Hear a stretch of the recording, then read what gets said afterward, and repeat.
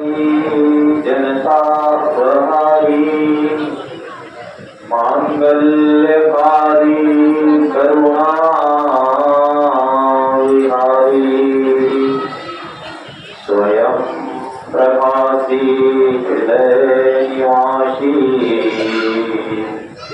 श्री सद्गुरु मंगल मातनोतु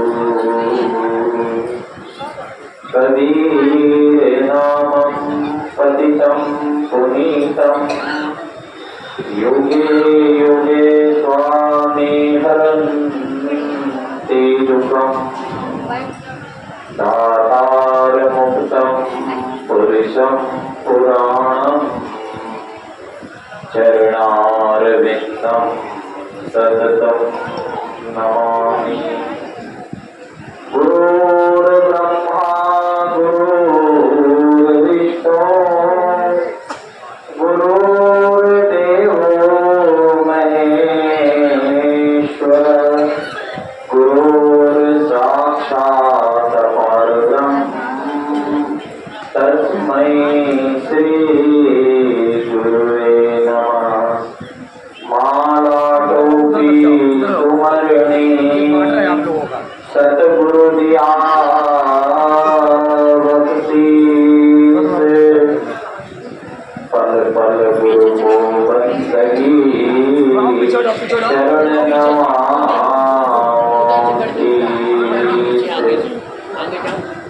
गुरु मोरति गति चंद्रमा सेवक नयन चकोर अष्ट प्रहर निर्पतरमो गुरु मूर्ति की ओर। प्रातः स्मरणे संत सम्राट जन जन के नायक सतगुरु कबीर साहब की तत्स्वरूप मेरे हृदय मंदिर के आराध परम पूज्य गुरुदेव पंत श्री हुजूर प्रकाश मुनीनाथ साहब जी, नवोदित वंशाचार्य उदित मुनीनाथ साहब जी, गुरु गोस्वामी डॉक्टर भानु प्रताप साहेब जी, पूज्य तीनों गुरु माता साहब के पावन चरण कमलों की वंदना करते हुए आज के इस सत्संग कार्यक्रम में विराजमान मंचासीन परम पूज्य गुरुदेव के पावन चरण कमल में सबसे साहिब बंदगी साहिब दूर दराज से पधारे हुए आत्ममुमुक्षु कल्याण हितैषी समस्त संतजन परिहारजन करुणा एवं वात्सल्य की मूर्ति समस्त आमीन माताएं और वसुंधरा की गोद को सुशोभित करने वाले गौरीनाथ बाल गोपाल आप सभी को सप्रेम साहिब बंदगी साहिब साहिब बंदगी साहिब साहिब बंदगी साहिब। प्यारे सज्जनों, सद्गुरु कबीर साहब जी धनी धर्मनाथ साहब जी से कह रहे हैं, धर्मदास यह जग पौराना, धर्मदास यह जग पौराना, कोई न जाने पद निर्वाणा।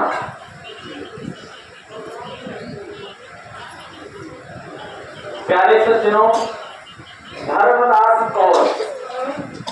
पिछले कुछ दिनों से हम चर्चा कर रहे हैं।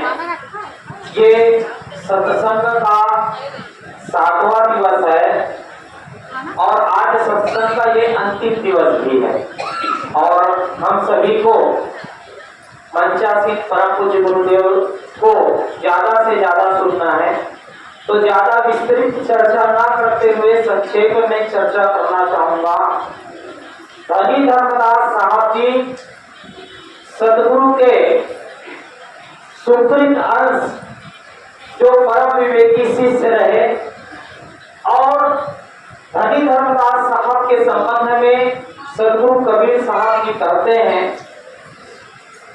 देश विदेश हो गिरा गली गली की खोड़, ऐसा जीवा ना मिले लेता फटक पछोड़।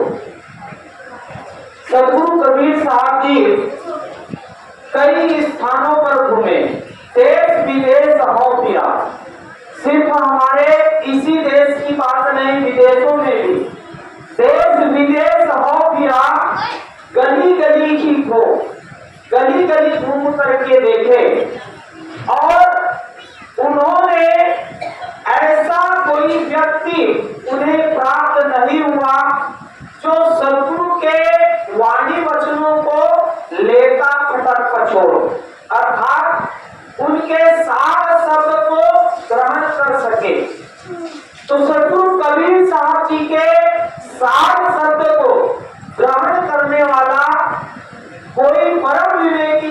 हुआ तो वो है धनी धर्मदास साहब जी।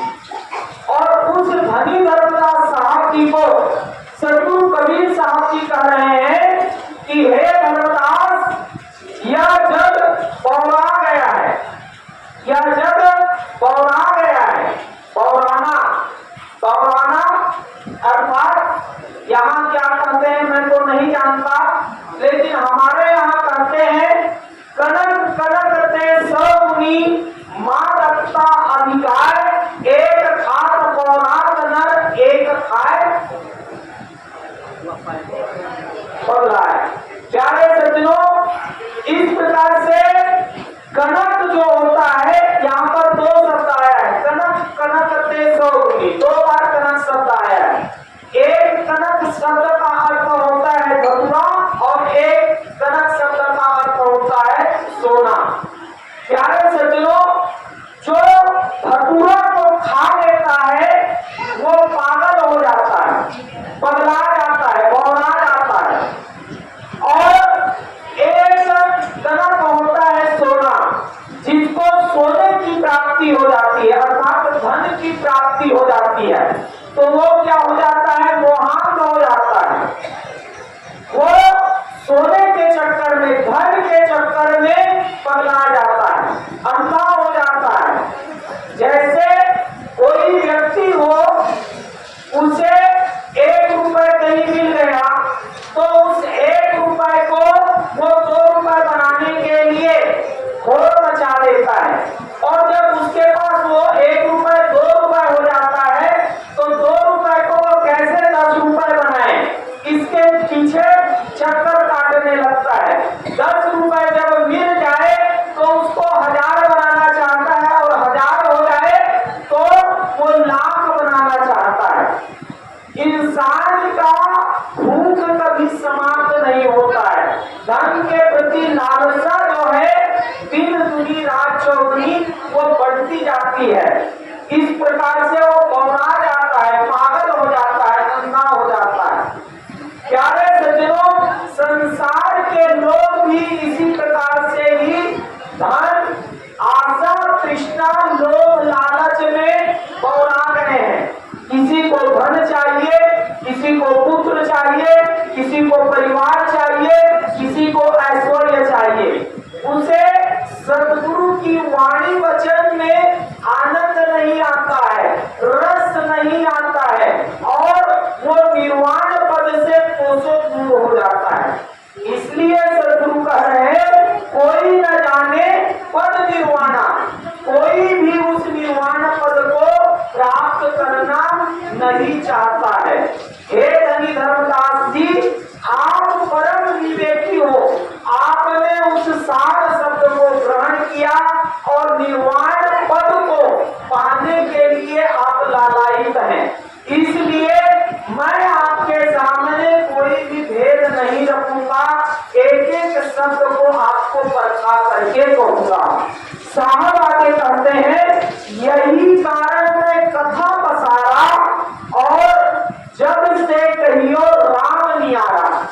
प्यारे सज्जनों, मैं ये जो कथा कह रहा हूँ वो जीवों के उद्धार के लिए कह रहा हूँ, जीवों के कल्याण के लिए कह रहा हूँ। जो इस शब्द को जान लेगा, जो इस शब्द को परख लेगा, वो निर्वाण पद की प्राप्ति करते हैं। इसलिए इस कथा को मैं आपको कह रहा हूँ। धनी धर्मदास साहब जी ने सतगुरु कबीर साहब जी को अपने गृह आंगन बांधवगढ़ में 12 बरस तक के रखे, और उस 12 बरस में प्रतिदिन सतगुरु से सत्संग होता रहा। सतगुरु की ज्ञान गंगा जो है लगातार प्रवाहित होती रही। और प्यारे सज्जनों, संसार के जो लोग हैं, जग से कहियो राम नियारा, जो जग है, संसार के जो लोग हैं, उनसे जो न्यारा नाम है उसके बारे में मैं बता रहा हूँ, कह रहा हूँ, समझा रहा हूँ। लेकिन ये संसार के लोगों की मति मारी गई है, वो राम किसी और को जानते हैं, राम किसी और को जानते हैं, जो संसार से परे हैं,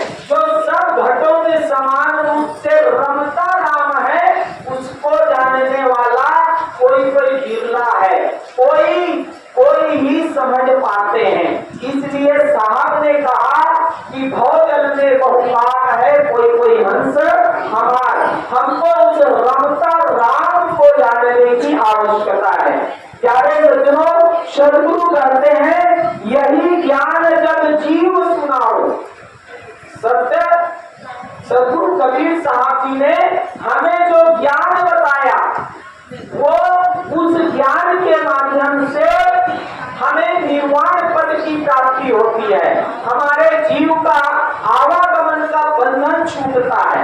लेकिन सदगुरु के अलावा आप किसी भी अन्य संतों की वाणी सुन लीजिए, क्योंकि आप रोज टीवी खोल करके देखते हैं तमाम संतों के वाणी वचन सुबह से लेकर के शाम तक के चलते रहते हैं। और सुबह से शाम तक के जो प्रवचन चलता है, जो कथा चलती है, उसमें आप ये देखते हैं, सुनते हैं कि आपको खाना क्या है, पीना क्या है, कपड़े कैसे पहनना है, दुनिया के साथ व्यवहार कैसे करना है, इन बातों की चर्चा होती है। राम की कथा भी होगी तो राम की कथा बहुत थोड़े होगी। आप संसार में जीना कैसे है, इस बात को बताया जाता है। आपको योग की बात बताई जाएगी, आपको श्रृंगार की बातें बताई जाएगी, लेकिन कहीं पर भी ये नहीं बताया जाता है कि इस आत्मा को उस परमात्मा से मिलन कैसे होगा। संसार के जो कथावाचक हैं आपको वही कथा सुनाते हैं जिसमें आपको आनंद मिलता है और आपकी सुखी सदैव संसार में ही बनी हुई रहती है। हम संसार से मुक्त नहीं हो सकते हैं, वो कथा हमारे बीच में बताई जाती है।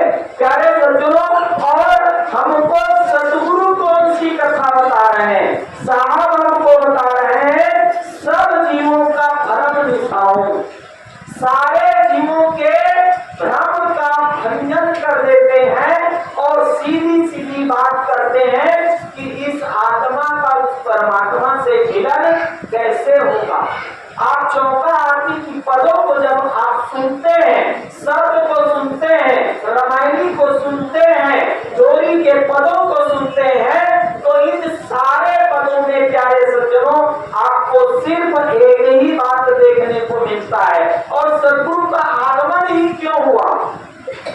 सदगुरु के आने का एकमात्र कारण है, जीव दुखित देखा भव सागर, ता कारण कबुधारा हो।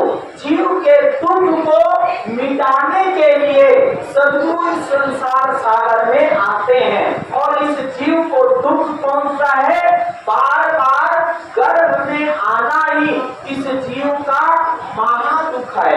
और इस महादुख के कारण को मिटाने के लिए सदगुरु परमात्मा इस संसार सागर में आते हैं और धनी धर्मदास साहब जी के माध्यम से हम सभी को सिखा रहे हैं। क्या कह रहे हैं? अब मैं तुमसे कहूं चिताई, हे धनी धर्मदास साहब जी, मैं अब आपको वो सब सिखाने जा रहा हूँ जिसको आप अपने चित्त में धारण कीजिए, अपने हृदय में बैठा दीजिए और त्रैदेवन की उत्पत्ति जारी कैसे तीन देवताओं की उत्पत्ति हुई उस कथा को मैं आपको बता रहा हूँ।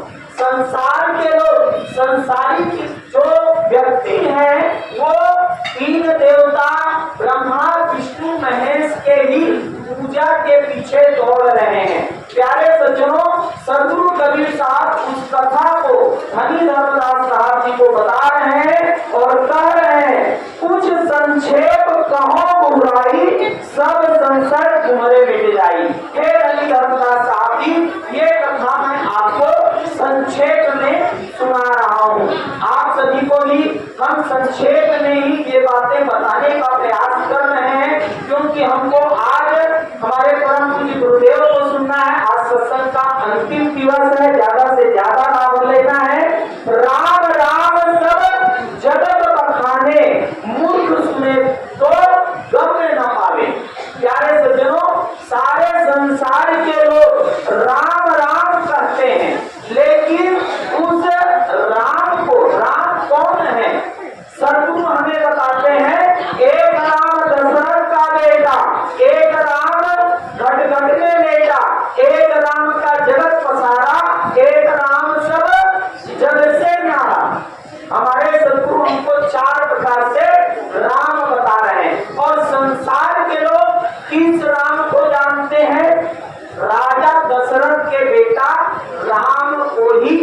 जानते हैं उससे आगे नहीं बढ़ पाते हैं।